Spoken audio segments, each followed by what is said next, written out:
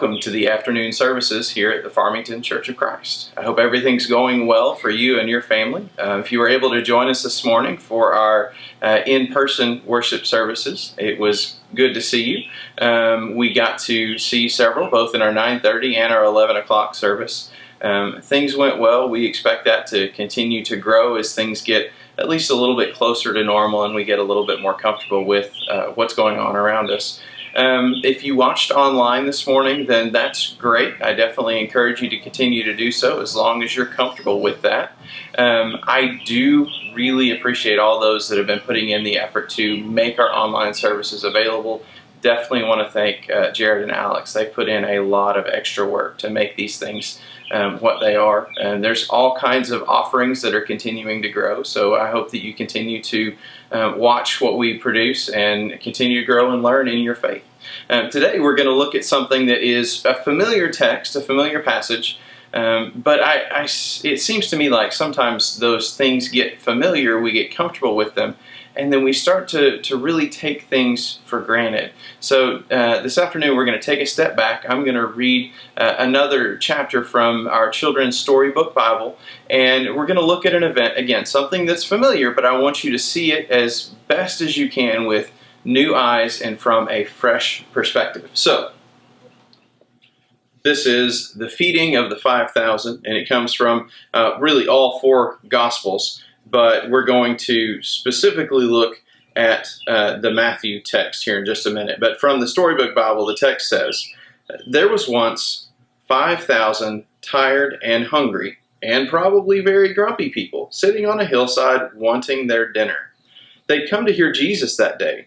They came before breakfast, stayed all morning, all afternoon, and way past dinner. No one had meant to be out there that long, but that's how it was. Listening to Jesus. It's as if time didn't exist. People could listen to Jesus for hours, and on this particular day, that's just what they did. But they hadn't brought enough food, and they couldn't just go buy themselves a burger and fries to go because, of course, they were in the middle of nowhere with no shops or restaurants. Besides, that kind of food wasn't invented yet. What would they do? Jesus' friends had an idea. Let's just send everyone home for dinner. They don't need to go, Jesus said. You can give them something to eat. Did Jesus want them to travel all the way to town and buy food for everyone? Jesus' friends panicked. But we don't have enough money.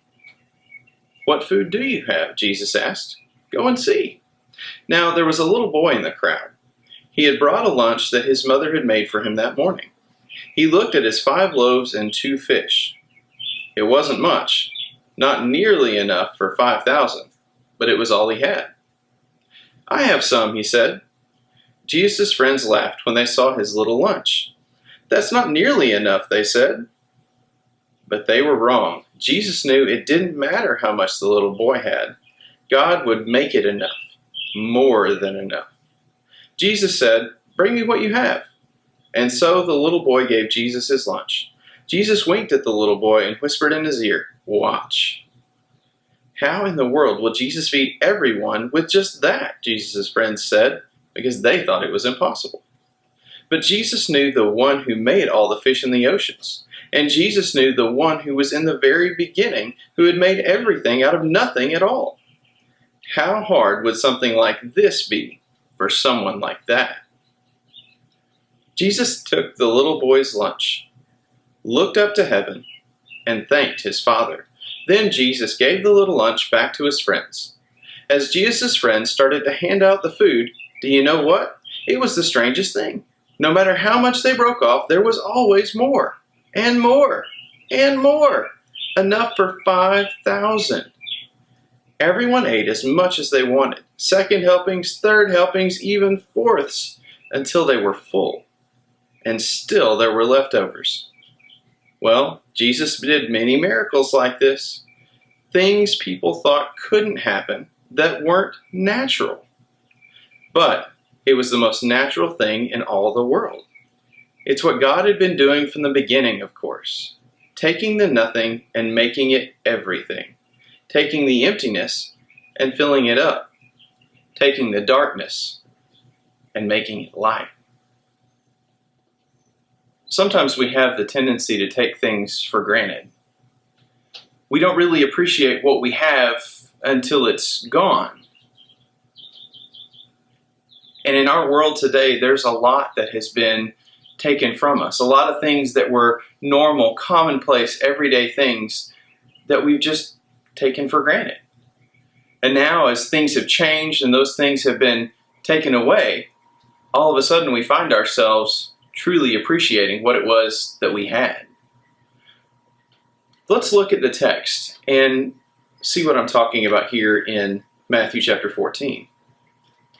So in Matthew 14, the chapter begins with the death of John the Baptist. So John the Baptist was Jesus' cousin, someone he was familiar with, someone that he knew well.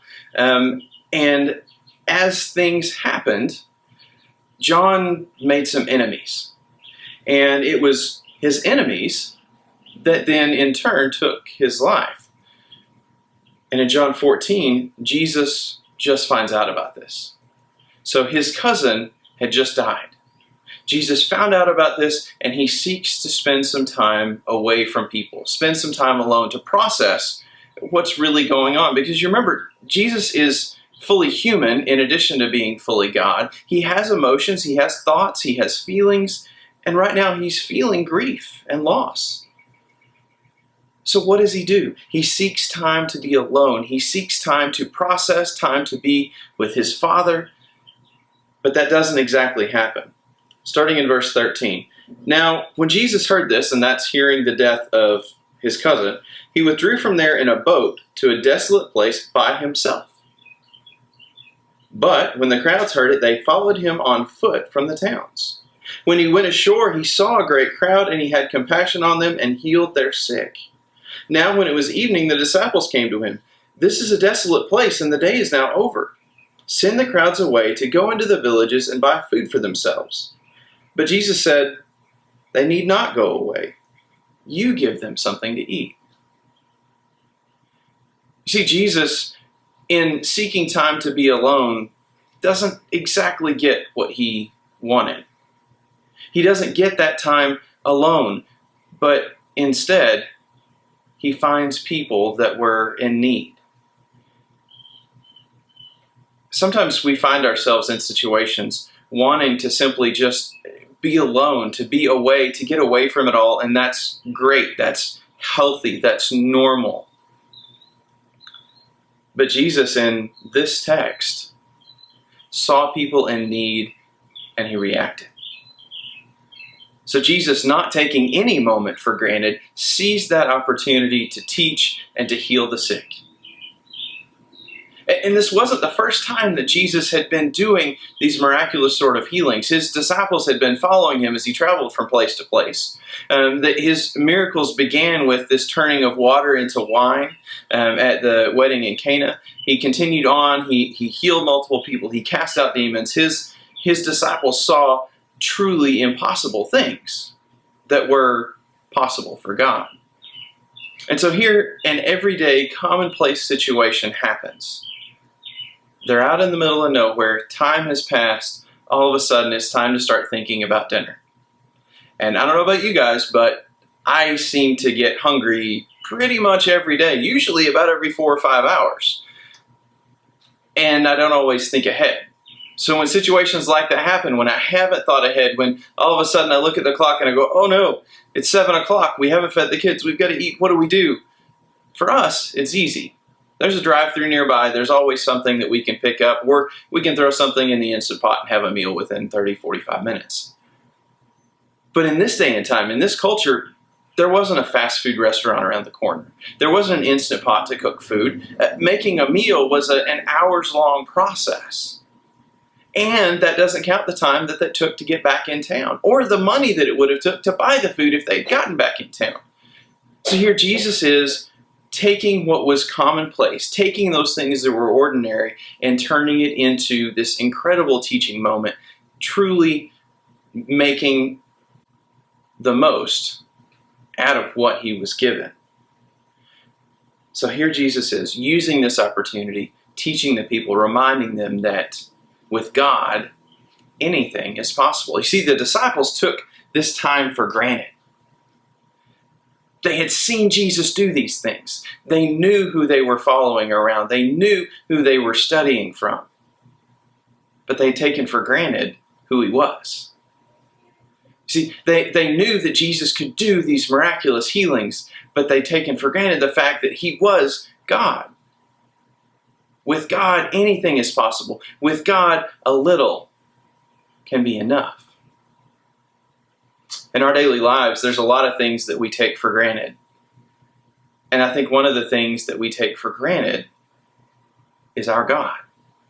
We find ourselves in these situations where things are difficult or uncomfortable or frustrating, and we forget that we serve the God who made the universe, the God who took nothing and made it into something, the God who takes a little and turns it into a lot. See, our God will always provide. It may not be in the way that we expect, it may not be in what we think, but with God, a little is always going to be enough. In your life, I hope you take time to reflect. Think back about those things that you may have taken for granted. Think back about those times that you may have taken your God for granted. I just want you to remember that God is enough. No matter what's going on in your life, no matter what obstacles or challenges you face, know that your God is enough. I hope that you've placed your hope and your trust in him. I hope that you can call Jesus your Savior. If you can't, then there's probably some things that need to be changed. And if we as your church family can help you, I pray that you reach out to one of us. Let us know what we can do to help, because we care and because we want to help.